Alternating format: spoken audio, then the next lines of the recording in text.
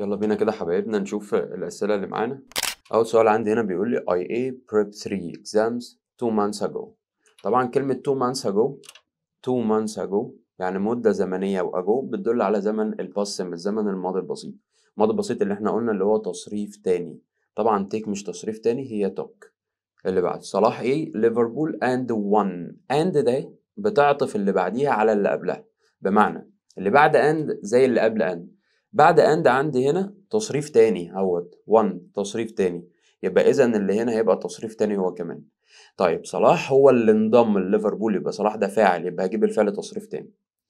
I have many friends at my first school.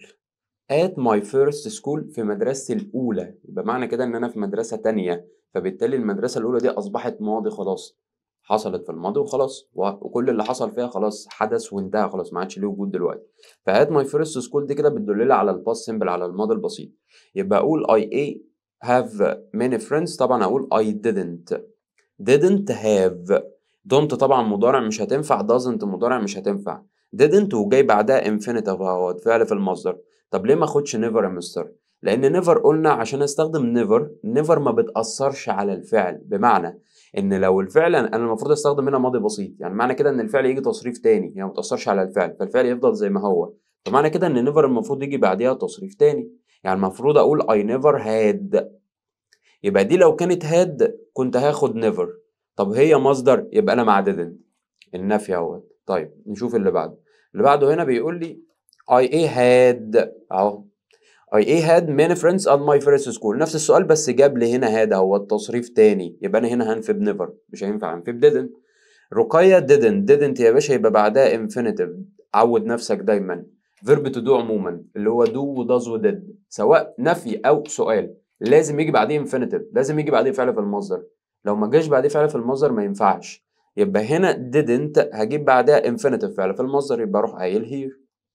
did سما اهو ادي did فاعل، يبقى انا عايز هنا infinitive فعل في المصدر اللي هو help. تمام. سؤال نمبر 7. What a Karim do when he cut his finger. مبدئيا انا عايز هنا فعل مساعد، هبص بعد الفاعل اللي هو كريم، هبص بعديه لقيت بعديه infinitive verb فعل في المصدر، يبقى انا هنا مع verb to do، يا do يا does يا did. طبعا has مش هتنفع هنا، has ما تجيش مع الانفينيتيف خالص. طيب هل انا هنا في البريزنت ولا في الباست؟ انسى ان انت بتحل على الباست سيمبل، انسى ان انت بتحل على الماضي البسيط او الماضي المستمر، انسى. انا عايزك تتعلم ازاي تحل، عشان لو انت عندك مضارع وعندك ماضي تعرف تميز الجملة هي present ولا past، ازاي تميز هي مضارع ولا ماضي، تبقى انت فاهم. دلوقتي انا عندي كلمة when ده هي ترابط، حلو، بيبقى قبلها جملة وبعدها جملة. طيب when هنا بعديها هو بيخيرنا قبلها، يبقى بص بعدها الفعل اللي جاي بعد when اولا هي فاعل، وبعد كده الفعل اللي هو cut ديت تصريفاتها cut. يبقى اذا التلاتة زي بعض. طب هميز المضارع عن الماضي ازاي؟ اولا هي ده مفرد، فبما ان هي مفرد في المضارع لو الفاعل مفرد بتجيب الفعل اخره اس. في المضارع لو الفاعل مفرد تجيب الفعل اخره اس. يبقى دي لو مضارع كنت هروح قايل هي كاتس، انما ديت كات يبقى معنى كده ان دي تصريف تاني، يبقى اذا ده ماضي، يبقى انا هشتغل هنا بماضي، يبقى اذا دو مش هتنفع ولا داز تنفع، فتبقى الاجابه ديد. وخدت ديد طبعا عشان عندي فعل في المصدر اهو الدو. طب why did رحمه look tired when she ate the door؟ why did رحمه look tired؟ ليه رحمه كانت مرهقه لما قفلت الباب؟ لما هي اللي قفلت الباب، خلي بالك انا بادئ مضارع بادئ ماضي، سوري بادئ ماضي ديد، يبقى اذا انا هكمل ماضي، يبقى شاتس ديت مش هتنفع لان اخرها اس مضارع، ومفيش فاعل بيجي بعديه اي ان جي اصلا، مفيش فاعل يجي بعديه اي ان جي، ده مش موجود.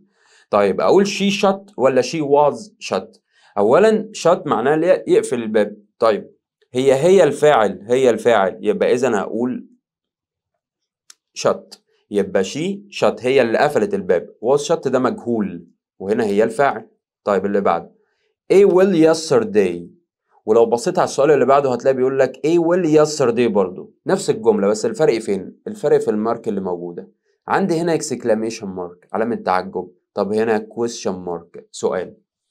علامة التعجب ديت يبقى أنا ما ينفعش أبدأ الجملة بفعل مساعد، ما ينفعش أبدأ بهيلبنج فيرب، يبقى اذا did دي انا هشيلها ودو هشيلها، ومش هينفع ابدا بكلمه استفهام، يبقى هشيل هو كمان، فتبقى الاجابه عندي you played well yesterday. هنا انت لعبت كويس امبارح. خلي بالك ان بادئ الجمله بفاعل اللي هو يو، فديت كده declarative sentence يعني جمله خبريه، فينفع في اخر الجمله الخبريه احط exclamation mark تدل على الدهشه. طيب هنا انا عندي بقى question mark علامه او علامه استفهام، يبقى معنى كده ان انا مش هينفع ابدا بفاعل. لما تلاقي في اخر الجمله علامه استفهام يبقى انت ما ينفعش تبدا الجمله بفاعل هنا، يبقى يو بلايد دي مش هتنفع. طيب ده يسترداي ماضي، يبقى دو مش هتنفع. طيب اقول did you play well yesterday ولا how did you play well yesterday؟ اولا اعمل سؤال بهل يعني بادئ فعل مساعد، ولا سؤال بكلمه استفهام اللي هي how. how بتسأل عن الكيفيه، how معناها بالبلدي كده ازاي. وانا ينفع اقول لك ازاي لعبت بشكل جيد امبارح، ولا هل انت لعبت بشكل جيد امبارح؟ هل انت لعبت بشكل جيد امبارح؟ لان ازاي ديت اصلا اللي هي هاو بتسأل عن الكيفية اللي هي ويل عندك، وانا مش هينفع احط الاجابة في السؤال، يبقى اذا الاجابة عندي هنا تبقى did you play. طيب نشوف السؤال اللي بعده. ايه بيكلم بي فبيقول له space ايه yesterday، قال له quite well، كويس بشكل كويس، يبقى معنى كده بيقول له هو انت لعبت ازاي امبارح؟ قال له بشكل كويس. ازاي ديت اللي احنا قلنا عليها اللي هي how did you play، يبقى how did you play yesterday، لعبت ازاي امبارح؟ قال له quite well. هنا استخدمت كلمة الاستفهام how لان اصلا الاجابة اللي هي will مش موجودة في السؤال، يبقى اذا انا هنا هسأل بكلمة استفهام. I ate off my tablet and I went. باشا انا عندي ماضي في الجملة، يبقى انا همشي ماضي، فتيرن مش هتنفع. was turning ده ماضي مستمر. هل انا كنت عمال اقفل التابلت بتاعي ودخلت او خرجت؟ هل انا كنت مستمر في قفله يعني؟ مفيش حاجه اسمها كده، يبقى اذا turning ديت اصلا مش هينفع تيجي في الاستمرار. طب اقول I turned ولا I was turned؟ هو انا اللي اتقفلت؟ ده انا اللي قفلت التابلت، يبقى اذا I turned off my tablet. طب ماي تابلت بقى، لو انا بدات بماي تابلت، يبقى انت كده بادئ بالاوبجكت، بادئ بالمفعول، يبقى معنى كده ان الجمله باسيف مجهول. يبقى انت عايز هنا بما ان عندك ويند اللي هو تصريف تاني يعني ماضي بسيط، فانت عايز هنا واز او وير وتصريف تالت، بما ان تابلت مفرد فهتاخد واز وادي التصريف التالت اللي هو تيرند. I space tired so I went to bed. I went to bed انا ذهبت للنوم. انا كنت مرهق، كنت تعبان. الفعل اللي هو كنت ده اللي هو فيرب يكون اللي هو فيرب تو بي. طب انا عايزه في الباست، يبقى معنى كده ان انت هتجيبه was او were. حلو، فانا كنت مرهق يبقى انا عايز was I was tired. ليه ما اقولش didn't be؟ لان مفيش حاجه اسمها didn't be في الانجليزي، مفيش حاجه اسمها didn't be اصلا. طيب نشوف السؤال اللي بعده. السؤال اللي بعده بيقول لي I ate tired، نفس الجملة so I worked for 3 more hours. أنا اشتغلت ل3 ساعات زيادة، يبقى أنا ما كنتش تعبان، ما كنتش يبقى نفي، يبقى wasn't. ما قلتش didn't be لأن ما فيش في الإنجليزي حاجة اسمها didn't be ولا don't be ولا doesn't be. verb to be هو قائم بذاته يعني بيتنفي بنفسه، بيتعمل بيه سؤال عادي جدا، ما بحتاجلوش فعل مساعد من بره. طيب السؤال اللي بعده بيقول لي ايه the best students at your first school. اتفقنا ان at your first school يبقى ده كده past simple على طول ماضي، فطبعا دي جمله لان انا عندي في الاخر فول ستوب بقى. اما عندي في الاخر فول ستوب يبقى انا ما ينفعش ابدا اصلا بفعل مساعد، انا عايز ابدا بفاعل اللي هو they were. طبعا were they ده بادئ بفعل مساعد، وده كده جمله declarative جمله خبريه، فما ينفعش ابدا بفعل مساعد، يبقى ما ينفعش ابدا بدid، يبقى ما ينفعش ابدا بار.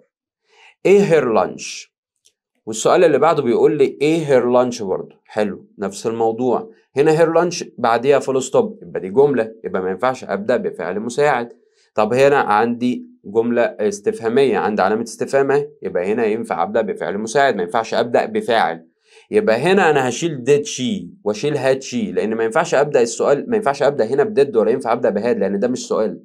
هقول شي هادنت ولا شي didn't have. حلو، عود نفسك دايما عشان تقول haven't أو hasn't أو hadn't، الكلام ده ثوابت من هنا لحد ما تخلص دراسة. haven't hasn't hadn't، عشان تقول حاجة من دول لازم يجي بعدها تصريف تالت، لازم تلاقي بعدها تصريف تالت. بعد haven't او hasn't او hadn't لازم تلاقي تصريف ثالث. طب انا عشان اقول hadn't هنا هل في بعدها تصريف ثالث هنا؟ لا، يبقى انا ما ينفعش اقول she hadn't اصلا، يبقى انا هروح قايل she didn't have. انا نفيت فيرب تو هاف بقى نفسه، جبت له didn't وحطيت بعد الفعل في المصدر. طب بما ان ده سؤال يبقى انا ما ينفعش ابدا بفاعل، خلاص ما ينفعش ابدا بفعل، يبقى she hadn't مش هتنفع وشي didn't have مش هتنفع. اقول had she ولا did she have، نفس الموضوع اللي قلناه في haven't و hasn't و hadn't. عشان تبدا السؤال بهاد او have او has اللي هما فيرب تو هاف، عشان تبدا السؤال بيهم لازم تلاقي بعد الفاعل تصريف ثالث. يبقى هاف او هاز او هاد فاعل تصريف ثالث. طب لو انا قلت هاد شي هل في عندي هنا تصريف ثالث؟ لا، يبقى انا هنا ينفع اقول did she have، ما ينفعش اقول had she. تمام كده؟ طيب اللي بعده why a millions of people go to America in the 19th century في القرن 19. بيقول لك ليه الناس اولا in the 19th century ده كده past simple ماضي بسيط، يبقى اذا ما ينفعش اقول do ولا does ولا have لان دول كلهم مضارع، فتبقى الاجابه عندي هنا did. we can't go home by bus، احنا مش هنقدر نذهب للبيت، مش هنقدر نروح البيت بالاتوبيس.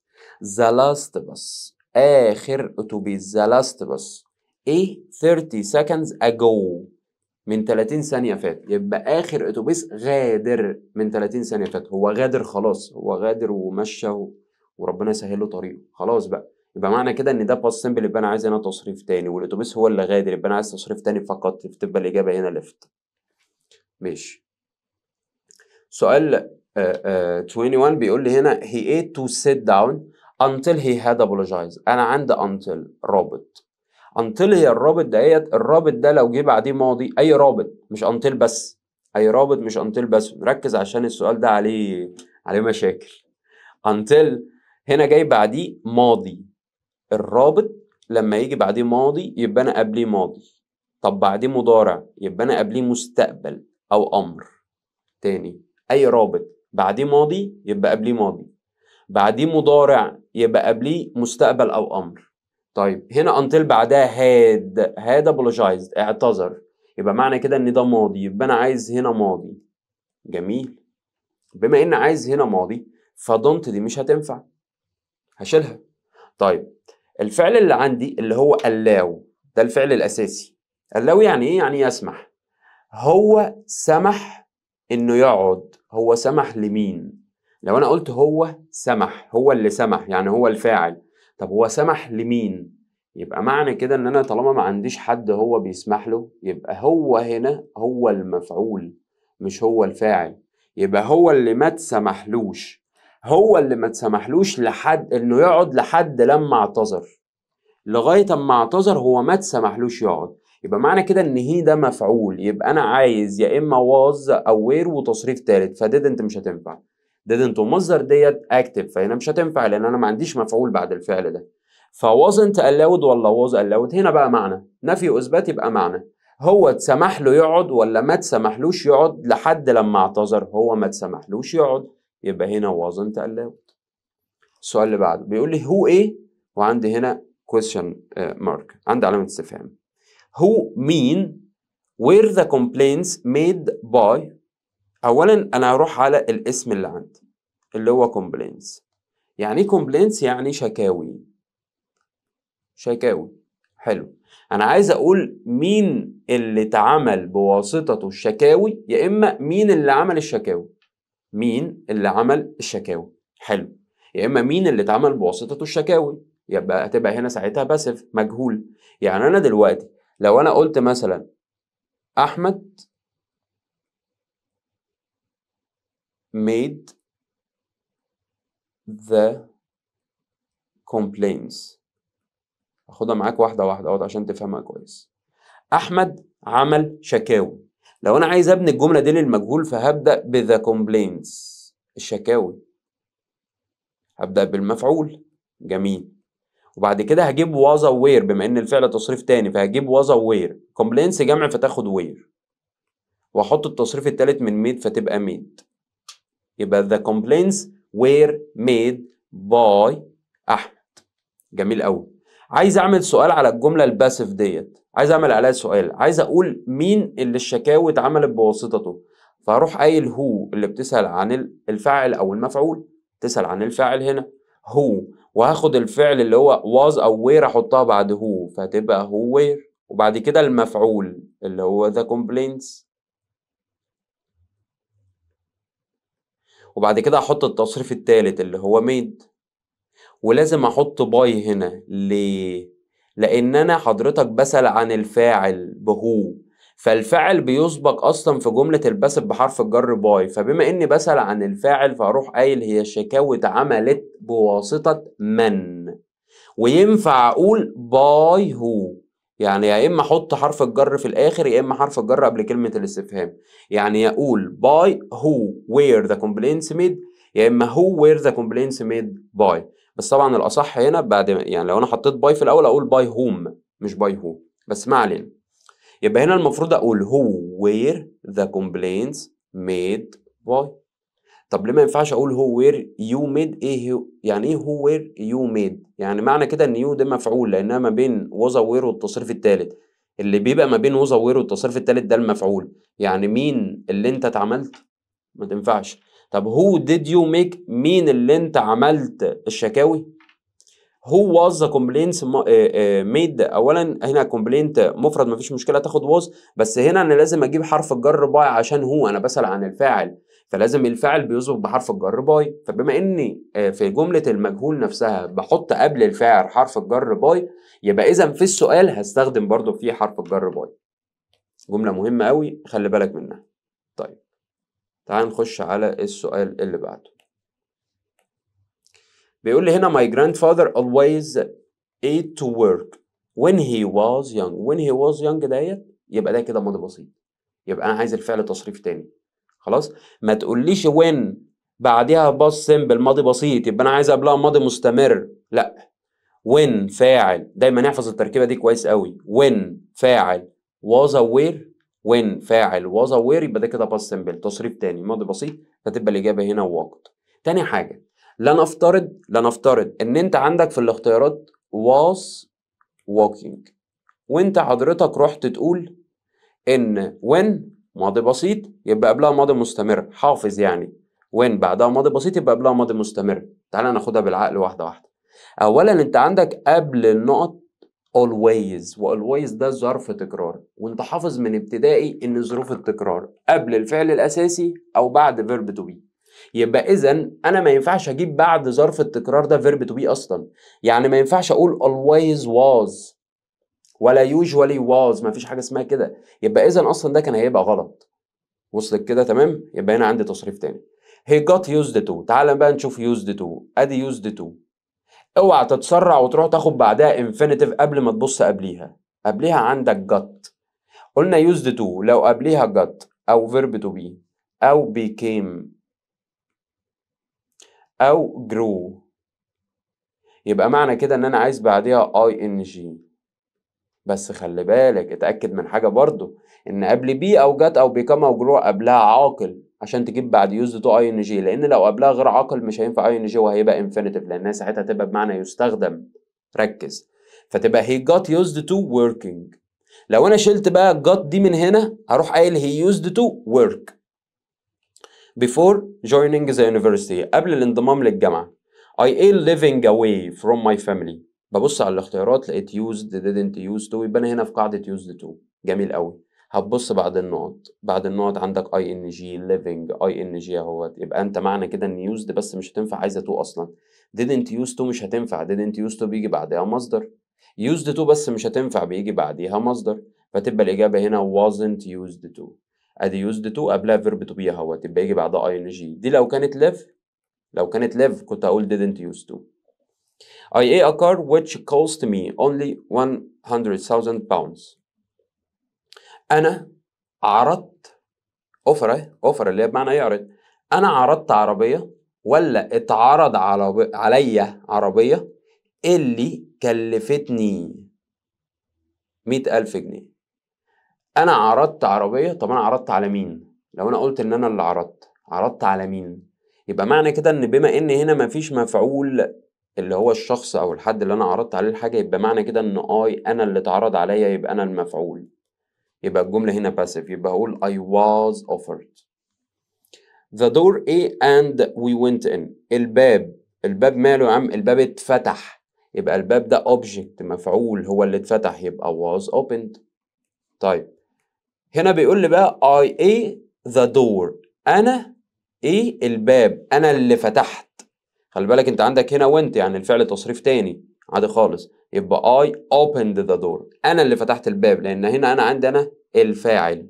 طيب at the age of 5، في سن الخامسة، at the age of 5 في سن الخامسة. I ate to swim، في سن الخامسة ديت، أو at the age of 10 at the age of 9 at the age of 5، ده كده بص بالماضي بسيط على طول، يبقى أنا عايز هنا الفعل تصريف تاني، يبقى أنا اللي اتعلمت. خلي بالك أنا اللي اتعلمت I learned. لو كان جايب لك بقى الفيرب اللي هو teach يعني يعلم، وخلي بالك أهو من الفعلين دول، teach يعلم، learn يتعلم. فلو انا قلت، لو انا عندي الفعل بقى اللي هو teach اللي هو التصريف التاني بتاعه taught، ما ينفعش اقول هنا I taught، انا علمت. طب انا علمت مين؟ يبقى معنى كده ان انا اللي اتعلمت، فكنت ساعتها هروح قايل I was taught، كنت ساعتها هتبقى مجهول. يبقى الاكتف والباسيف الاكتف والباسيف ممكن يتحدد من الفعل نفسه، من معنى الفعل نفسه. فالفعل عندي هنا اللي هو learn يعني يتعلم، فانا اللي اتعلمت، يبقى معنى كده ان انا الفاعل، انا اللي عملت الفعل ده. انما teach يعني يعلم اللي هو التصريف التاني بتاعها taught. طب هو انا اللي علمت، طب انا اللي علمت مين؟ هنا ما عنديش مفعول بعدها، يبقى كنت ساعتها انا اللي هبقى المفعول، فاروح قايل I was taught. خلي بالك من دي كويس. as a boy كطفل، مستر محمد A for his good behavior. مستر محمد كطفل، مستر محمد كان متعود ان يتم مدحه. كلمة praise verb اللي هو praise يعني يمدح، praise يعني يمدح حد يعني يشكر فيه يعني. فهنا لو قلت ان مستر محمد هو اللي بيمدح، طب هو اللي بيمدح مين؟ مفيش بعديه حد هو بيمدحه، يبقى معنى كده ان مستر محمد هو اللي كان بيمدح، يبقى مستر محمد مفعول. يبقى معنى كده ان 100% لازم هجيب حاجة فيها verb to be وتصريف تالت. لازم المبني المجهول لازم يبقى فيه verb to be وتصريف تالت. هل praised بس ده verb to be وتصريف تالت؟ لا. طب used to praise، used to هنا بعدها مصدر، هل بعدها be وتصريف تالت؟ لا. طب was praising، was اهي verb to be حلو، بعدها تصريف تالت؟ لا، يبقى دي مش مجهول. طب هنا used to be praised، ايوه ادي be اهي لا verb to be وبعدها تصريف تالت، يبقى دي كده مجهول. اي مجهول لازم يبقى فيه verb to be وتصريف تالت، اي verb to be وراه تصريف تالت ده كده passive، سوري مجهول. هنا he used to be، ايوه he used to be، used to بعدها infinitive verb automatic used to be، طالما used to بعدها be يبقى بعد but now، بعد but now يا اما isn't يا اما aren't. طب ليه خليتها منفيه يا مستر؟ عشان used to مثبته. طب لو used to منفيه كنت هقول is او are، ده امتى؟ لو used to بعدها be. طب اي حاجه غير be يبقى انت مع don't يا doesn't. واضحه كده؟ يبقى but now اهي قبلها used to مثبته، يبقى بعدها هنا منفي. طب قبلها used to بقى بعدها be، يبقى انا هنا يا is يا are. طيب هنا طبعا but now he isn't، طبعا he تاخد isn't. she is the money she needed، هي ايه الفلوس اللي هي احتاجتها. خلي بالك ان needed هنا تصريف تاني، يعني انا بتكلم في الماضي، فاي حاجه مضارع هشيلها، يعني gives مش معايا. طب هي اللي اعطت، هي اللي اعطت الفلوس، طب اعطت الفلوس لمين؟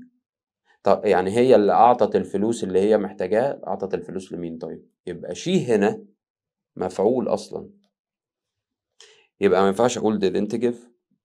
طالما مفعول يا باشا في اول الجمله، فانت بتدور على verb to be ورا تصريف تالت، فتبقى الإجابة هنا wasn't given. نخش يا باشا على اللي بعده كده، بيقول لي هنا I'd rather. أيوه أنت خدت حاجة اسمها I'd rather I wish و it's time. I'd rather و I wish و it's time لو جه بعدهم فاعل، لو لقيت بعديهم فاعل فبتجيب بعد الفاعل ده حاجة من اتنين، يا إما ماضي بسيط يا إما ماضي تام. ماضي بسيط يعني تصريف تاني، ماضي تام يعني هاد وتصريف تالت. طب حلو، تعالى نشوف هنا I'd rather بعديها فاعل، يبقى أنا عايز يا ماضي بسيط يا ماضي تام. بص في الاختيارات haven't وتصريف تالت ده ماضي تام أو ماضي بسيط؟ لأ، ماضي تام had وتصريف تالت. طب not to مصدر ده ملوش أي علاقة. طب didn't ومصدر ده ماضي بسيط يبقى معايا. طب not و ing لأ ده مش ماضي بسيط ولا ماضي تام يبقى ما ينفعش، فتبقى الإجابة هنا didn't جوه.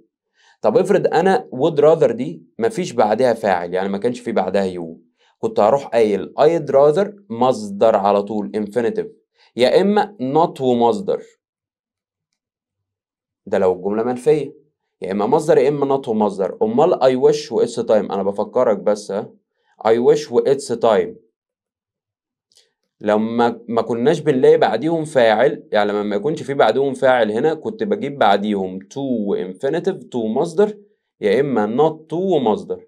يبقى الفاصل الأول إن أنت بتبص بعد أي rather و I wish و it's time لقيت فاعل فأنت بتشتغل بحاجة من اتنين، يا إما ماضي بسيط يا إما ماضي تام. طب ما لقيتش فاعل فأنت بتشتغل بحاجة من اتنين، يا إما مصدر يا إما to مصدر. I'd rather مصدر، إنما I wish و it's time to مصدر، أو طبعا النفي بتحط نط قبلها.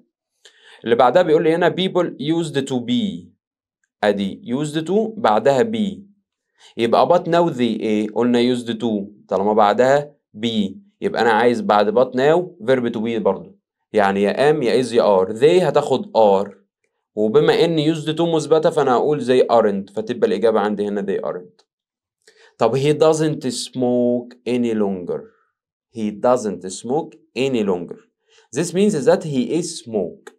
تعالى بقى اما اقول لك بس على حاجه هنا مهمه قوي. ايه هي الحاجه المهمه ديت يا عم؟ تعالى اما اقول لك. ماشي، خلينا نكتبها هنا. عندك حاجه اسمها no longer،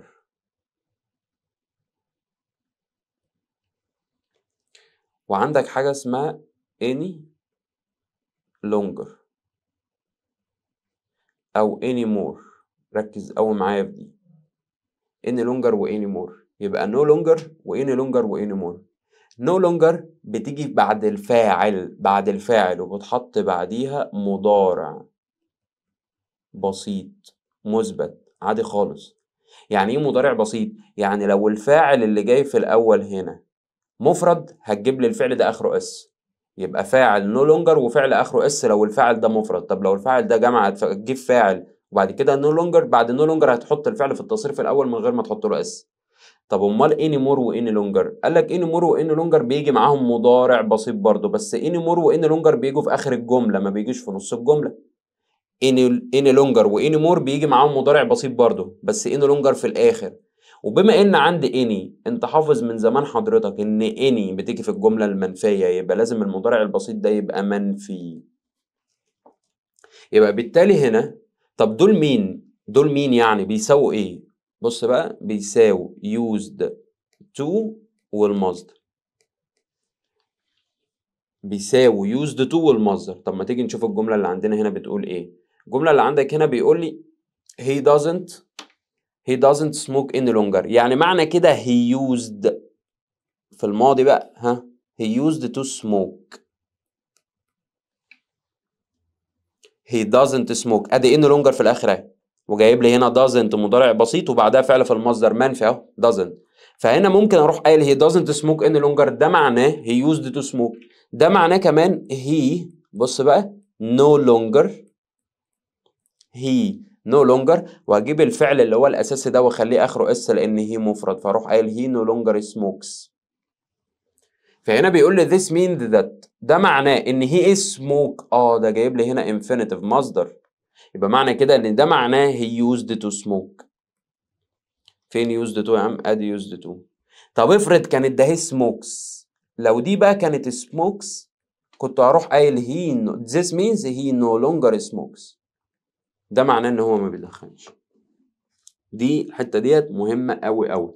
used to والمصدر تساوي no longer ومضارع بسيط مثبت يعني تصريف اول بتساوي مضارع بسيط منفي وان لونجر او ان مور في اخر الجمله. اللي بعده which of the following correctly structured، انهي في دول correctly structured correctly صح. I used to studying used to يا باشا لوحدها بيجي بعديها مصدر مش ing، يبقى دي غلط. I was used to ده لما قبلها was اللي هو verb to be يبقى بعدها ing ودي غلط. I got used to study، ما هو was used to تساوي got used to، والاتنين بيجي بعدهم ing، فدي غلط هي كمان، فتبقى الإجابة 100% دي. بص بقى ادي used to قبلها became اللي هي بتساوي verb to be برضه هنا وبتساوي got. I became used to studying ing، يبقى كده مظبوط. نخش على السؤال اللي بعده. I don't have enough time for hobbies. أنا ما عنديش دلوقتي أهو I don't. يبقى معنى كده إن I wish I بما إن الجملة مضارع يبقى أنا هستخدم بعد I wish فاعل، فأنا هجيب بعديها ماضي بسيط، لأن إحنا اتفقنا I wish فاعل ماضي بسيط أو ماضي تام. لو الجملة بيتكلم في المضارع يبقى ده ماضي بسيط، تجيب ماضي بسيط تصريف تاني. طب لو عندك علامة على الماضي يبقى أنت كده ماضي تام بعد I wish و I'd rather و it's time لو لقيت فاعل. فيبقى أنا عايز I wish I had. طب ليه مش didn't have؟ ده نفي وده إثبات. تعال نشوف المعنى. I don't have enough time for hobbies. أنا ما عنديش وقت كافي للهوايات. I wish أنا بتمنى لو ما عنديش وقت كافي للهوايات، ولا بتمنى لو كان عندي وقت؟ بتمنى لو كان عندي وقت، يبقى I had. I didn't بقى، بص بقى هنا قال لك إيه؟ I didn't have ماضي أهو. يبقى إذا I wish هنا يبقى I wish I، بما إن هنا بتكلم في الماضي ها، وهنا برضه هو ماضي، وهنا I was a child، يبقى I wish فاعل أحط بعدها ماضي تام اللي هو had وتصريف تالت، فتبقى الإجابة هنا had. I didn't have enough time for hobbies when I was a child. لما كنت طفل أنا ما كانش عندي وقت للهوايات. أنا بتمنى لو كان عندي وقت. كل الكلام ده في الماضي يا باشا، يبقى أنت عايز ماضي تام بعد I wish فاعل. طب افرض قال لي I wish بس ما حطليش بعدها فاعل. I wish نقط.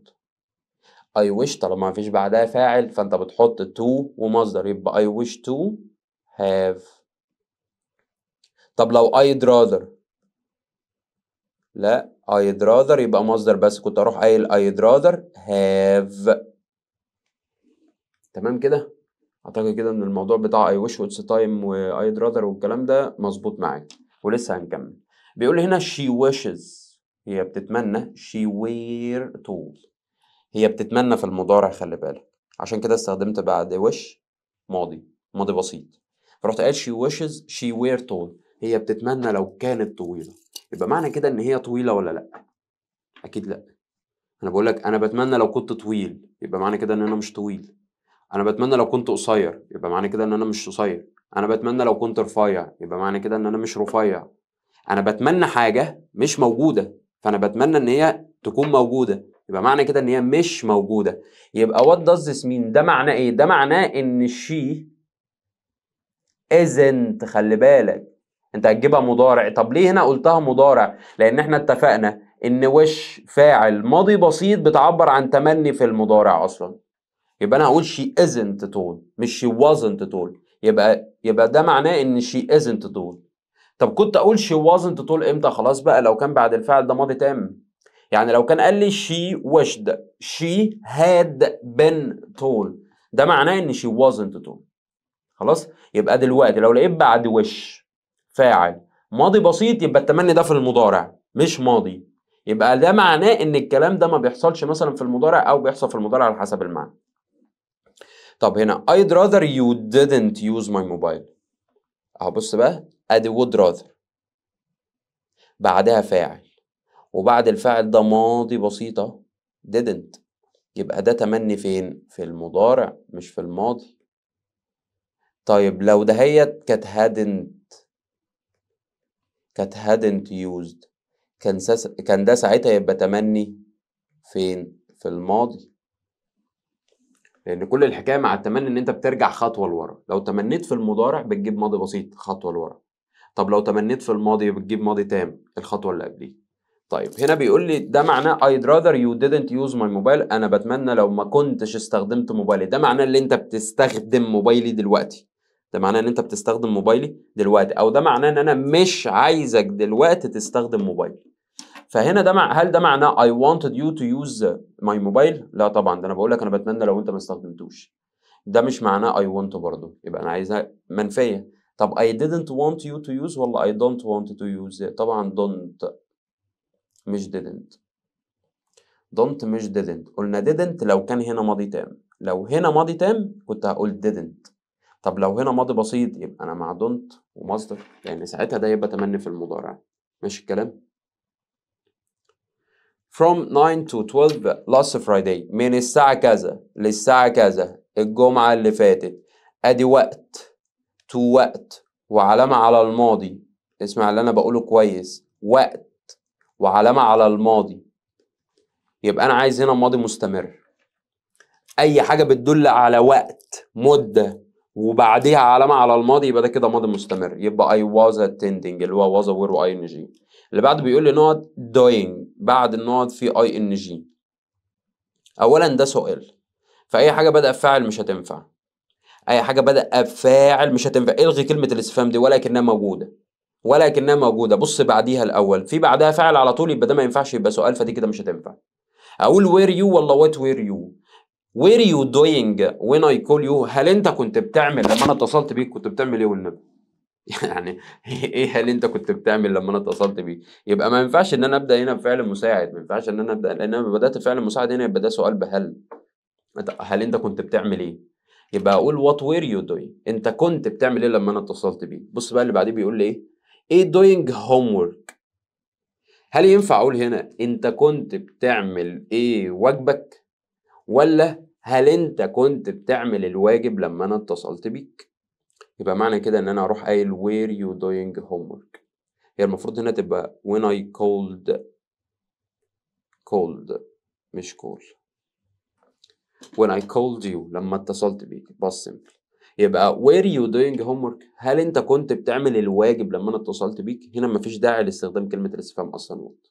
طيب اللي بعده بيقول لي I ate my room when مريم came، لما مريم جت. يبقى معنى كده ان انا بتكلم في الباست في الماضي. so he offered to help me، هي so she offered to help me، هي عرضت عليا انها تساعدني. يبقى معنى كده ان انا كنت مستمر في الفعل ده لما هي جت، فبناء عليه عرضت عليا انها تساعدني فيه. فانا كنت بظبط الاوضه، كنت بزين الاوضه بتاعتي لما مريم جت. كنت بعمل الحاجه ديت. يبقى was aware ing واي تاخد was، يبقى I was decorating. on و ing اوتوماتيك وانت مغمض، الناحيه التانيه ماضي بسيط تصريف تاني، فتبقى الإجابة هنا cold. ليه؟ لأن on و ing ده هي بتساوي when زائد فاعل اللي هو هنا هيبقى the man، زائد تصريف تاني من سي اللي هو so. لما الراجل شاف الحريقة على طول راح متصل بالفاير بريجيد، يعني اتصل برجالة المطافي. يبقى معنى كده ان هو اول ما شاف راح متصل، فمفيش فرق زمني، فالاتنين بيبقوا ماضي بسيط لو انا هستخدم وين. وينفع اشيل وين واحط اون واحط بعدها الفعل مباشره اي ان جي، فاون يجي بعدها اي ان جي على طول، والناحيه التانيه تبقى ماضي بسيط. طيب اللي بعدها هنا بيقول لي while ايه the experiment احمد fell and injured his hand. هنا while مفيش بعدها فاعل، فانت بتجيب حاجه من اتنين، يا اي ان جي يا بينج وتصريف تالت، يا اي ان جي يا بينج وتصريف تالت. اي ان جي لو بعدها مفعول، بينج وتصريف تالت لو مفيش مفعول يعني مجهول. طيب او الجمله التانيه كمان بتبقى بدأ بالمفعول نفسها يعني اللي هي بعد الكوما. طيب هنا while is the experiment، انا عندي الفيرب اللي هو do while doing the experiment صح، لان doing اللي هو الفعل المضاف له اي ان جي هجيب بعديه مفعول اهوت لانها معلوم. ما ينفعش اقول while we're doing ولا was doing ولا while do، انا عايز اصلا while بعدها اي ان جي. بس خلي بالك ان انت عشان تجيب بعد while اي ان جي او بينج وتصريف تالت لازم يكون فاعل الجملتين واحد. هنا احمد هو اللي كان بيعمل الاكسبيرمنت، هو اللي كان بيعمل التجربه العلميه، واحمد برضه هو اللي هو اللي وقع وايده اتصابت. يبقى فعل الجملتين واحد هنا، يبقى ينفع اجيب while واي ان جي. طب فعل الجملتين لو مش واحد لازم تجيب بعده while بقى فاعل was aware واي ان جي. I ate out of the boat when I dropped، ادي when بعدها ماضي بسيط، فانت بتبص الناحيه التانيه هل الحدث ده كان شغال عشان تجيبه ماضي مستمر، ولا الحدث ده حصل والتاني ده حصل على طول في قفاه. هنا انا كنت مميل من على القارب، كنت قاعد كده ومميل اهو مستمر عمال انا قاعد مميل طول الوقت لحد لما وقعت تليفوني او وقعت الكاميرا بتاعتي. يبقى اذا انا كنت مستمر في الميل، يعني انا كنت مميل فجيت اما الكاميرا وقعت قطعت الحدث ده، يبقى معنى كده ان ده ماضي مستمر، يبقى I was leaning. إيه she was a little girl. not فاعل was aware، يبقى أنت مع when. بص كده when she was a little girl she wanted، خلي بالك برضو فاعل بعديه was aware، فالناحية التانية هتلاقيها ماضي بسيط. when she was a little girl يعني لما كانت طفلة صغيرة. she wanted to be an actress كانت عايزة تبقى ممثلة، يبقى أنت هنا مع when. بعد كده بيقول لي ايه my sleep. باشا ما تكملش الجملة. my sleep ده كده noun اسم، صفة الملكية بعديها بيجي بعديها اسم، يبقى هنا noun. الرابط الوحيد اللي بيجي بعديه noun هو during. the police arrested him. البوليس قبض عليه as اللي هي بتساوي just as اللي هي بتساوي while. as و just as و while طالما في فاعل فانت بتحط بعديها was aware و ing، فتبقى الإجابة هنا was leaving. البوليس قبض عليه أثناء ما كان هو عمال بيهرب أو بيغادر مشهد الجريمة. هو كان ماشي كده عامل نفسه من بينها فالبوليس راح قبض عليه. طيب when مريم was young لما مريم كانت صغيرة. أدي when فاعل was aware، اعرف بقى الصيغة كويس أوي. يبقى الناحية التانية ماضي بسيط فجاب لي used. حلو used to قبلها be أو get أو become لأ، يبقى أنا عايز بعدها infinitive مصدر الفعل، يبقى used to live. on باشا وأنت مغمض on بعدها ing seeing. يلا while فاعل، بص بقى الصيغة دي واحفظها ورايا كويس أوي. while فاعل was aware حرف جر ومكان أو حرف جر ووقت، اعرفها أوي. while فاعل was aware حرف جر ومكان أو حرف جر ووقت، يبقى while I was at home. مفيش حاجة في الإنجليزي اسمها was being إلا لو بعدها تصريف تالت، لأنها ساعتها تبقى المجهول بتاع الماضي المستمر. طب was being ومفيش بعدها تصريف تالت، مفيش منه الكلام ده في الإنجليزي. يبقى معنى كده إن أنا أقول while I was at home. وخلي بالك بقى من حاجة، أنا ينفع أشيل الفاعل وينفع أشيل was aware وأروح حاطط حرف الجر والمكان بعد while على طول، فأروح قايل while at home while on holiday. خلاص يبقى while فاعل was aware حرف جر ومكان، يا إما while حرف جر ومكان على طول. تركيبات مهمة أوي. while not the baby was laughing to the doctor. خلي بالك إن في هنا كوما. الكوما دي مهمة أوي. ليه؟ أنا آخر عند الكوما دي. أدي while وأنت مغمض أنت حافظ إن while مفيش بعدها فاعل يبقى ing، فتروح رايح واخد examining هتلاقي نفسك لابس. ليه؟ اتأنى كده واهدى. دلوقتي انت عندك الكوما دي هي دي اخرك، هي دي الفيصل بتاعك، فانت بتبص قبل الكوما الفعل اللي انت هتختاره بعد وايل ده اللي هو اي ان جي، ما انا لسه قايل لك فوق يا اي ان جي يا بينج وتصريف تالت. لو لقيت بعد الفعل ده مفعول يبقى انت مع اي ان جي، طب ما فيش مفعول يبقى انت مع بينج وتصريف تالت، ده لو الفعل ده بيحتاج مفعول بعديه. فهنا اكزامن اللي هي بمعنى يفحص، اثناء فحص. طب اثناء فحص ايه؟ هتقول للطفل اقول لك غبي ليه؟ لان انا خلاص فصلت بالكوما، انا فصلت الجملتين عن بعض بالكوما، فزبيبي ديت اصبحت تبع الجمله الثانيه مش تبع الجمله بتاعت وايل. يبقى انا دلوقتي اثناء فحص، اثناء فحص ايه؟ انا اخري هنا كده لان اعتبر ان الكوما دي فول ستوب يعني الجمله خلصت. وايل ايه؟ اثناء فحص، اثناء فحص ايه؟ يبقى اثناء ما كان بيتم فحصه هو ايه بقى؟ البيبي. الجمله الثانيه بتلاقيها بادئه بالمفعول، يبقى لو وايل بعديها هجيب بعديها بينج وتصريف تالت تلاقي الجمله الثانيه بدأ بالمفعول اصلا اللي هي بعد الكوما، تلاقي بعد الكوما المفعول. فهنا while being examined دي كان اصلها while the baby was being examined. while هنا مفيش بعديها فاعل، اخر عند الكوما في مفعول؟ لا مفيش مفعول، يبقى معنى كده ان انا هشوف الاختيارات يا اما اي ان جي يا اما بينج وتصريف تالت، يا اما اجيب بقى جمله كامله، يعني اجيب فاعل وزوير واي ان جي يا اما مفعول وزوير بينج وتصريف تالت. تعال نشوف الاختيارات. وايل اولا مش هحط بعدها تصريف تالت، مفيش حاجه اسمها وايل ديكوريتد ولا وايل واز، مفيش حاجه اسمها كده. طيب اقول وايل ماي روم was being decorated ولا while my room was decorating؟ لو انا قلت was decorating يبقى معنى كده ان اوضتي ديت هي الفاعل اهو وزوره اي ان جي، يبقى while my room اوضتي هي اللي كانت بتزين، لا ده اوضتي هي اللي كانت بتتزين. يبقى my room ديت مفعول، اجيب بعدها was aware being وتصريف تالت، فتبقى الاجابه ايه. اللي بعده بيقول لي ايه أليكس not أليكس I met my friend by chance. اولا انا عايز رابط جاي لي بعديه مكان اللي هو أليكس، فانت جاري هتروح رايح واخد وايل هتلاقي نفسك لابس. ليه؟ لان أليكس ده مكان انا لسه قايل لك من شويه احنا بنجيب وايل بس بتحط بعديها حرف جر، حرف جر ومكان. وايل حرف جر ومكان، اوعى تنسى حرف الجر ده.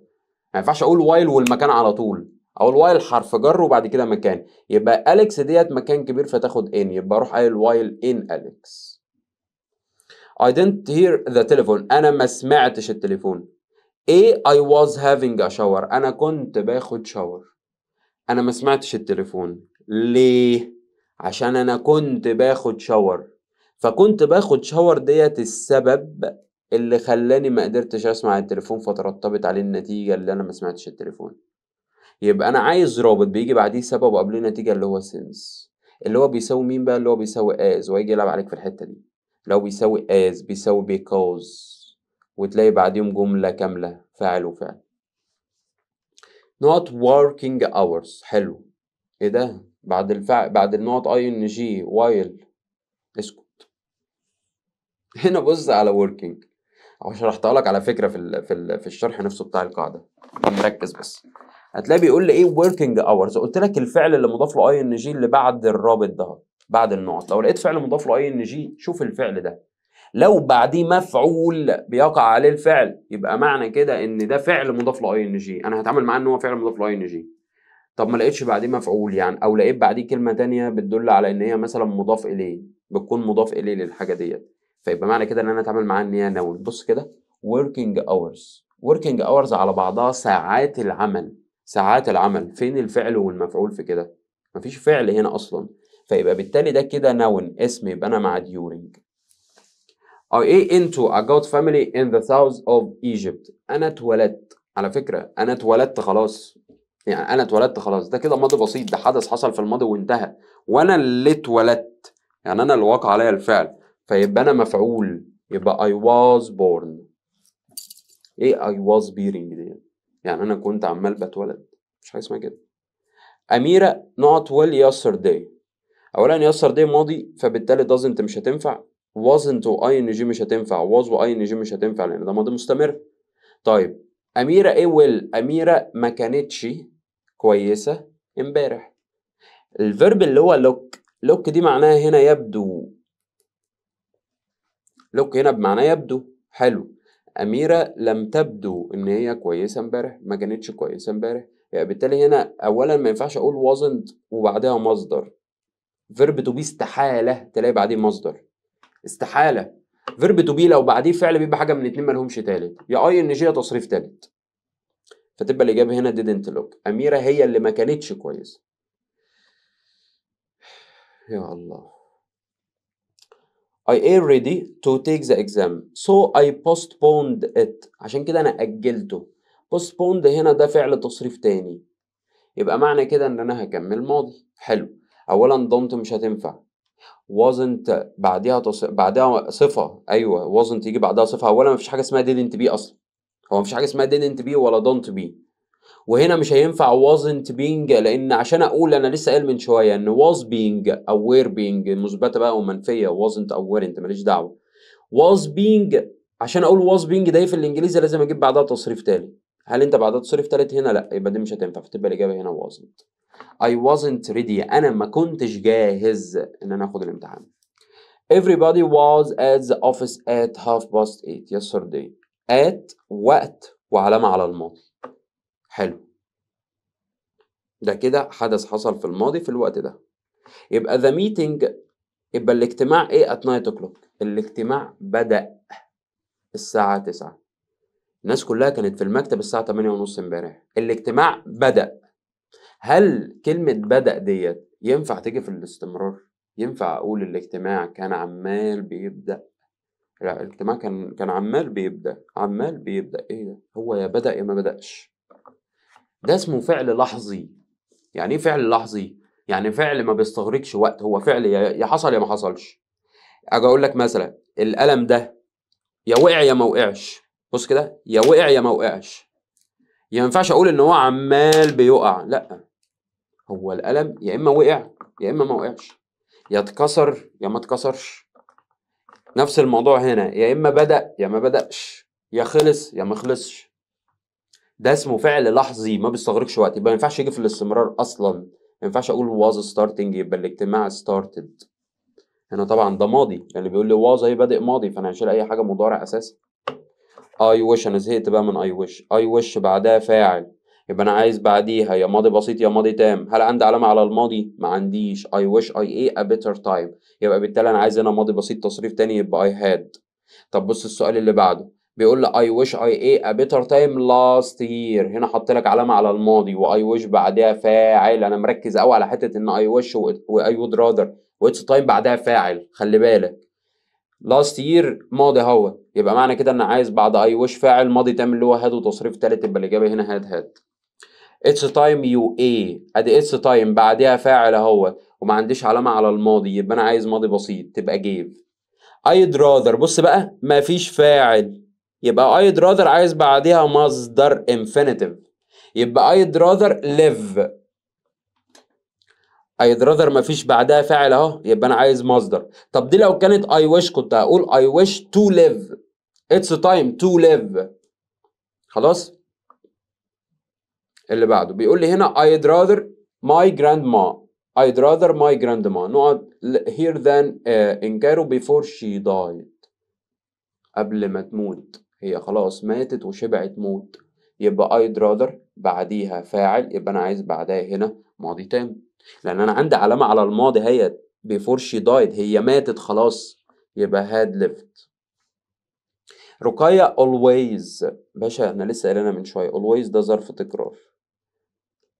اي اختيار في فيرب تو بي شيله، ليه؟ لان ما ينفعش اجيب بعد ظرف التكرار ده فيرب تو بي، يبقى was دي هشيلها، is دي هشيلها، ده بسم الله الرحمن الرحيم.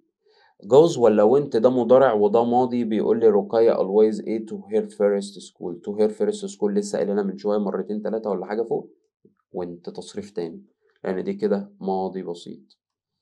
every day، every day كل يوم I am my uncle when he was ill، لما كان مريض، يعني معنى كده ان هو خلاص ما عادش مريض، لما كان مريض انا كنت بزوره، انا كنت بزوره. فكل يوم انا كنت متعود، ديت عادة، دي كانت عادة في الماضي. انت في دماغك حاجة كده بتقول ان every day وظروف التكرار والناس ديت بتاعت مضارع، لا يا باشا، ينفع استخدمها مع الماضي عادي خالص لو انا بتكلم عن عادة في الماضي. فدي عادة في الماضي every day، كل يوم كنت بعمل كده. العادة في الماضي بتاعت الماضي البسيط، يبقى I visited. فين visited؟ ايه touching the hot pan؟ ايوه، ادي عندي بعد النقط فعل مضاف له ing. حلو. touching ايه؟ the hot pan.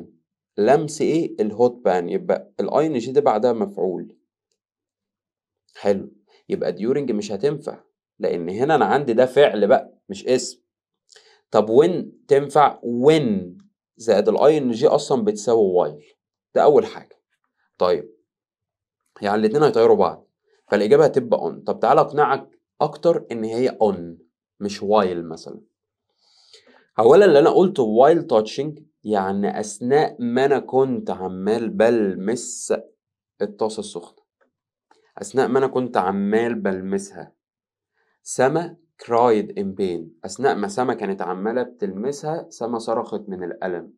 يعني سما راحت مسكت الطاسه كده وثبتت فيها شويه وقاعده عماله بتلمسها اهي، وفين على ما افتكرت بقى ان الطاسه سخنه فبعد كده صرخت. ده شيء منطقي؟ يعني ده مش منطقي. اول ما لمستها صرخت، اول ما لمستها صرخت، اول ما الفعل حصل التاني حصل، مفيش فرق زمني، يبقى لازم الاتنين يبقوا ماضي بسيط. وبما ان الاتنين ماضي بسيط فانا ينفع احذف when، يعني دي كان اصلها when، بص كده when سما touched،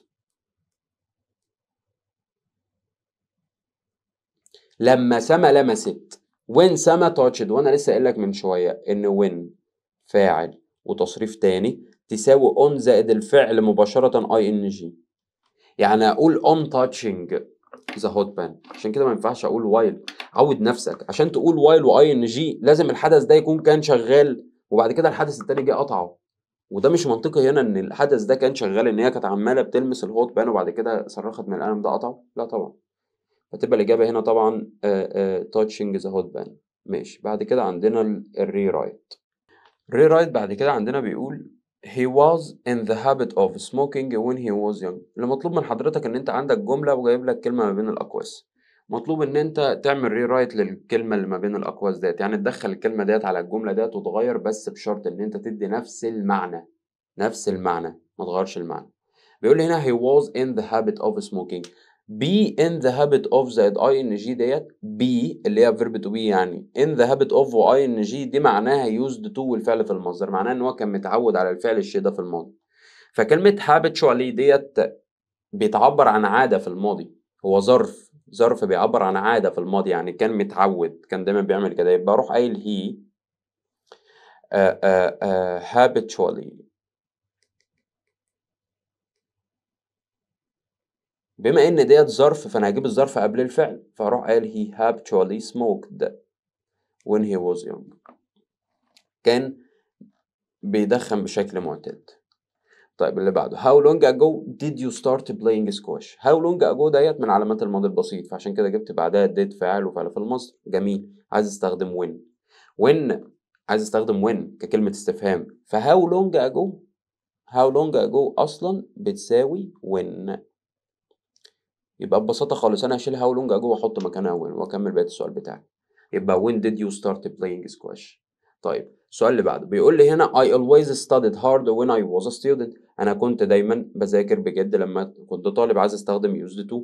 used to دهيت هي بتساوي ظرف التكرار، لأن أنا كنت متعود، فأنا هشيل always وأحط مكانها used to.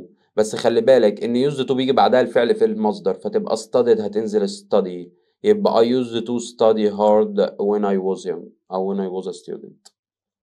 طيب السؤال اللي بعده بيقول لي I first met. أنا أول مرة قابلت فيها مستر أشرف in 2014. عايز أستخدم ago دهيت، يبقى أنا هشيل in والسنة الماضية، بس هحط مدة قبل ago، يعني هحط ago في الآخر، وكده كده زمن الجملة زي ما هو، لأن زمن الجملة مع in وسنة ماضية هو زمن الجملة مع المدة وago. فانا بس كل اللي هعمله ان انا بدل 2014 ده اخليها مده. طب اخليها مده ازاي؟ 2014 احنا دلوقتي في 2025. 2014 ديت يعني معنى كده ان عدى كام سنه؟ 11 سنه. يبقى 2025 تطرحها من 2014 تديك 11 سنه، يبقى in 11 years ago. in 11 years، او مش in طبعا، مش in 11 years ago. يبقى I first met Mr. أشرف 11 years ago، من 11 سنة فاتوا. I have a friend. I have a friend. أنا عندي صديق. Who was in the habit of. لسه قايلين was in the habit of ing. ده بيعبر عن عادة في الماضي. But he doesn't smoke now. ولكن هو ما عادش بيدخن دلوقتي. يبقى was in the habit of ing بتساوي used. ظبط بقى. بتساوي used to وفعل في المصدر، يبقى used to smoke. يبقى was in the habit of ing تساوي used to والمصدر، فأنا هشيل was in the habit of ing وأحط مكانها used to مصدر. يبقى I have a friend who used to smoke but he doesn't smoke now. I never saw my great grandfather. أنا عمري ما شفت جدي. عايز استخدم didn't. يا باشا ما هي never والتصريف التاني. never والتصريف التاني بتساوي didn't والمصدر يبقى didn't see.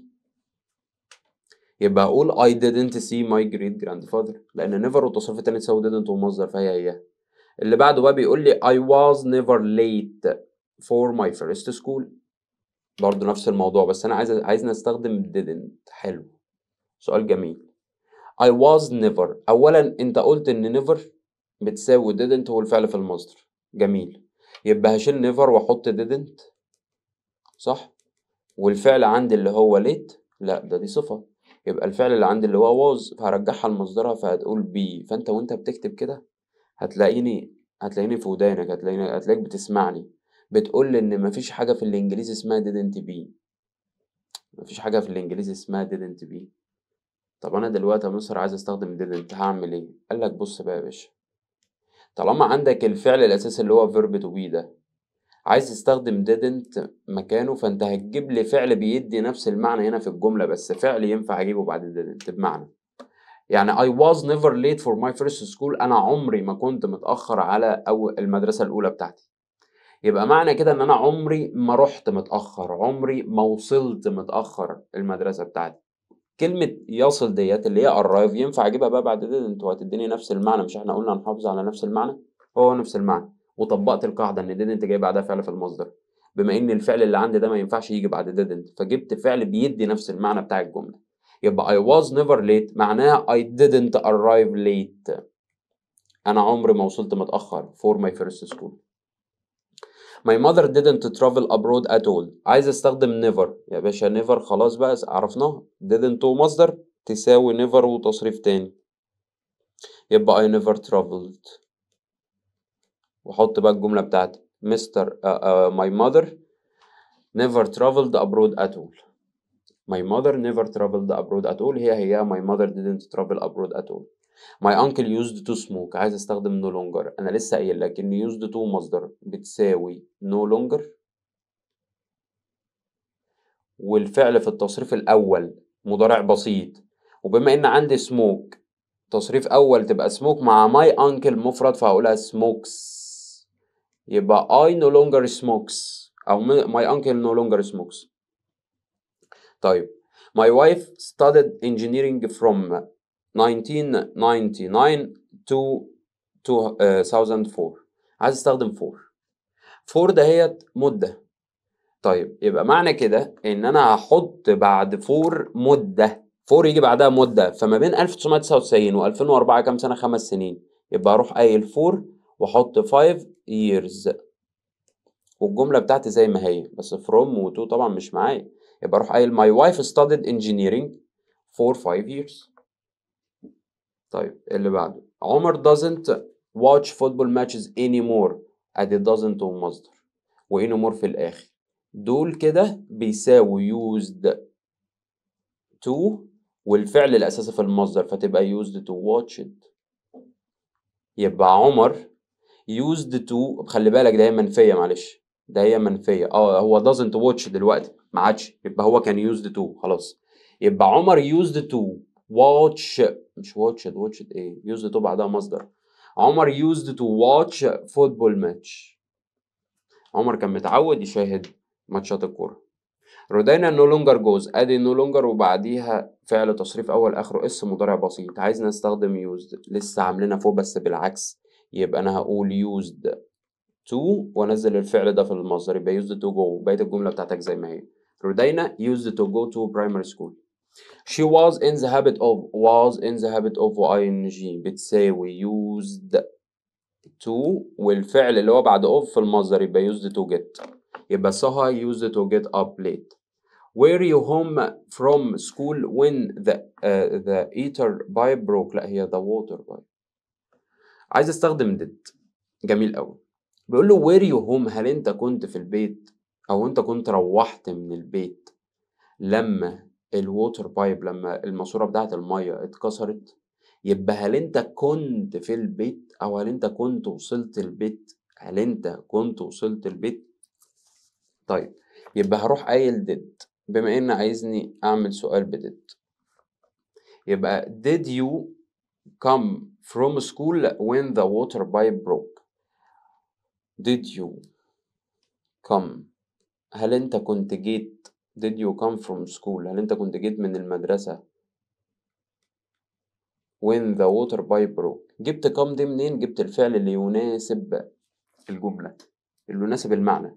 were you home from school يعني ان انت كنت روحت البيت، هل انت كنت جيت من المدرسة، يبقى did you come from school when the water pipe broke؟ when did you start playing the guitar؟ عايز نستخدم how long. حلو، يبقى هبدأ ب how long، مش احنا لسه قايلين فوق ان when وماضي بسيط بتساوي how long ago؟ وكمل بقية السؤال بتاعك يا باشا زي ما هو. How long ago did you start playing the guitar؟ when I was young لما كنت صغير I swam in the sea. عايز استخدم used. الفعل في التصريف التاني اللي انا كنت متعود اعمله ده بيساوي used to المصدر اصلا. ما هو الماضي البسيط بيعبر عن العادة في الماضي، و used to المصدر بتعبر عن العادة في الماضي، يبقى used to swim. يبقى when I was young I used to swim هياها when I was young I swam. طيب I was writing an email to my friend when the telephone rang. عايز استخدم while، يبقى انا هبدأ هنا بوايل لان جايب لي اول حرف فيها كابيتال فلازم ابدأ بيها. I was writing an email انا كنت بكتب، فانا هجيب بعد while الفعل اللي كان مستمر، يبقى while I was writing an email to my friend. وبما اني حطيت رابط فانا مش هينفع اجيب رابطين في نفس الجملة، يبقى هشيل when. يبقى while I was writing an email to my friend the telephone rang. بس خلي بالك بما انك جبت while في الاول فلازم هتحطها بين الجملتين كوما. يبقى while I was writing an email to my friend comma the telephone rang. I was asleep أنا كنت نايم and I heard a loud cry وسمعت صرخة عالية. عايز استخدم while، يبقى أثناء ما أنا كنت نايم أدي while وأحط بعدها الفعل اللي هو I، وبعد كده أنا كنت نايم يعني كنت مستمر في النوم، يبقى while I was وأحط ال ing يبقى while I was sleeping. asleep ده هي صفة، يبقى while I was sleeping كوما طالما استخدمت رابط في الأول يبقى أحط كوما بين الجملتين، يبقى while I was sleeping I heard a loud cry. My friend visited us during our lunch. عايز استخدم having. جميل أوي. having ده verb plus ing. أولا لازم هجيبه هنا عند during، فduring أنا هشيلها وأحط رابط بيجي بعديه ing اللي هو while. بص كده بيقول لي ايه my friend visited us during our lunch. صديقي زارنا اثناء الغداء، يعني اثناء ما احنا كنا بنتناول الغداء او اثناء تناول الغداء على طول. فانا عايز اقول اثناء تناول اللي هي having تناول، اقولها ازاي؟ while عشان اجيب بعديها، عشان ما ينفعش اقول our lunch على طول، لازم اقول while having our lunch. يا اما اقول while we were having our lunch. طب أنا الأحسن إن أنا أقول while we were having our lunch. ليه بقى؟ أقول لك ليه؟ لأن while عشان أجيب بعدها ing لازم فاعل الجملتين يبقى واحد. فاعل الجملة الأولانية إن صديقي هو اللي زارنا، لازم يبقى هو فاعل الجملة التانية. طب فاعل الجملة التانية إحنا مش صديقي، يبقى أنا ما ينفعش أقول while having our lunch، أقول while we were having our lunch أثناء ما إحنا كنا بنتناول الغداء بتاعنا. As I was watching TV the telephone rang. عايز استخدم when. انت عارف ان as ده هي بتساوي while. as اللي هي بتساوي while لو انا عشان احط when مكان while فهجيب when في النص والجمل تفضل زي ما هي، بس هشيل as و while في الاول. يبقى اروح قايل I was watching TV when the telephone rang. لو عامل لك ده هي كابيتال، يعني لو كاتبها لك كده، يعني لو عامل لك اول حرف ده كابيتال يبقى انت لازم تستخدم when في الاول، فساعتها كنت هتروح قايل when the telephone rang كوما I was watching TV. جميل. when I saw علي لما شفت علي he was running. عايز استخدم as. لما شفت علي كان بيجري، فبالتالي انا لما استخدم as هتيجي في النص والجمله هتفضل زي ما هي، بس انا هشيل when لان انا ما ينفعش احط رابطين. فاز اولها حرف سمول يبقى هتيجي في النص مكان الكوما، يبقى I saw علي as he was running. when I saw him he was playing tennis. عايز نستخدم when on، وon اول حرف كابيتال يبقى انا هبدأ بيها. when فاعل ماضي بسيط تساوي on زائد الفعل ده في التصريف مضاف له ing يبقى on seeing him he was playing tennis. واحط كوما طبعا بين الجملتين يبقى لازم يبقى فيه كوما. while it was raining أثناء ما كانت بتمطر I didn't go out أنا ما خرجتش. عايز استخدم during، يبقى أنا هستخدم during مكان while، فهشيل while دي خالص فأروح قايل during. طيب it was raining أولا during لازم يجي بعديها noun، فأنا بدل ما أقول it was raining أقول during أثناء المطر يبقى during the rain كوما I didn't go out. وممكن اروح قايل طيب هنا عندي الدي سمول، فانا هحط during بعديها، هحط during في الاخر، فالمفروض ان انا اروح قايل I didn't go out I didn't go out during the rain. انما لو جايب لي الدي دي كابيتال كنت اروح حاطط during في الاول. طيب the boys were in the middle of a football game when the bell rang. عايز استخدم playing، يبقى معنى كده الاطفال، بيقول لك الاطفال او الولاد كانوا في نص ماتش الكوره لما الجرس رن، يبقى الولاد كانوا بيلعبوا ماتش كوره لما الجرس رن. يبقى the boys were in the middle of دهيت انا هشيلها لان ديت اللي بتعبر عن الاستمرار، بيقول لك كان في النص، يبقى دي اللي بتعبر عن الاستمرار. طب ما انا هحط الاي ان جي اللي بيعبر عن الاستمرار، يبقى هشيلها. يبقى اقول the boys were playing a football game، خلاص a football game when the bell rang. أيمن met with an old friend during a holiday in أسوان. عايز استخدم while يبقى اوتوماتيك انا هشيل during وهحطها مكانها.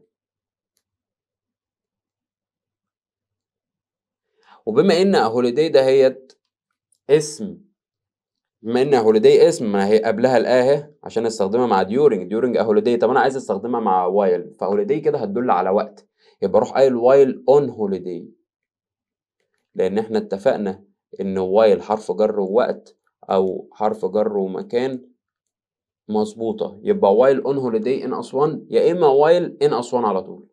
يبقى أيمن met with an old friend while on holiday in أسوان، وممكن أروح قايل while he was on holiday، يا إما ممكن أروح حاطط نوت while he was أهو، while فاعل وزوير حرف جر ووقت حرف جر ومكان.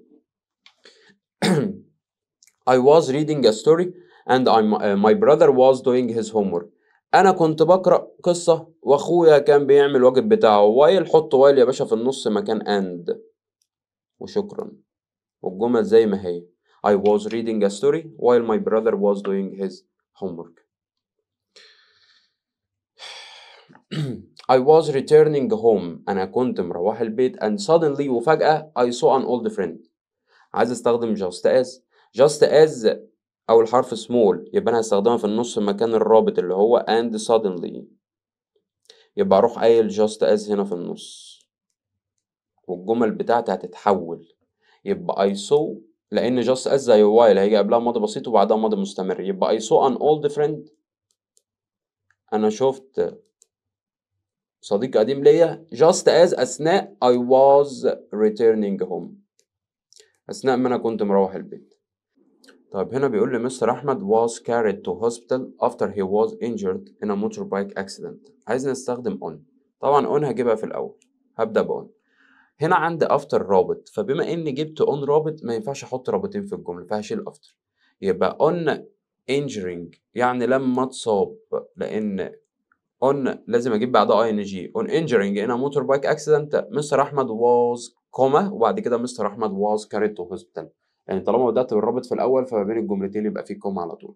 تمام، ده كده بالنسبة لك كل حاجة لها علاقة بالباست سيمبل، لها علاقة بالماضي البسيط، لها علاقة بالماضي المستمر، أي فكرة مفيش حاجة سيبناها، الحمد لله والشكر لله. إن شاء الله نسأل ربنا التوفيق وإن ربنا يكون وفقنا في اللي إحنا قدمناه، وإن أنتوا تكونوا فاهمين كل حاجة والدنيا تكون مظبوطة معاكم تمام التمام. إن شاء الله أشوفكم في الجرامر بتاع يونت 2 في الشرح بتاع الوحدة التانية. سلام.